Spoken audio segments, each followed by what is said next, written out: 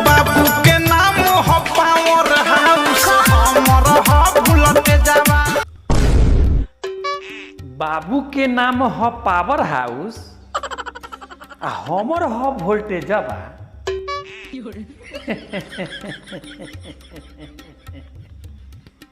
अरे जेकर बाप के नाम होई पावर हाउस ओकर बेटा के नाम तो वोल्टेज होबे ना करी रे। तो इसमें कौन सी नई बात है बे? इसमें कोई नई बात नहीं है। नई बात तो ये है लहंगा में चाप दे बताओ जाइबे जीरो।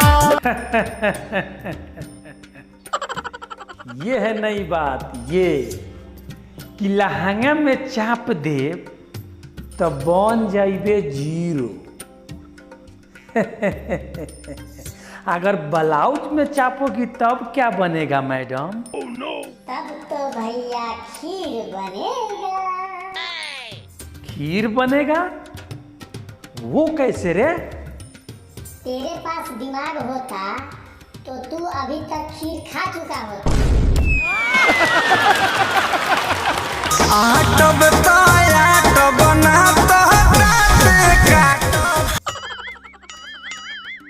आटब तो आटब आ न तो दांते काटब। का दांत से काटिएगा सर? एकर गुलाबी गाल। गुलाबी गाल? ओठ तो ऑलरेडी मैं काट चुका हूँ, ये गुलाबी गाल काटेंगे।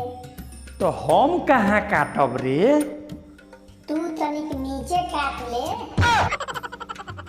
हम नीचे काटब? मतलब हम संतरा में मुंह लगाइब रे? संतरा में?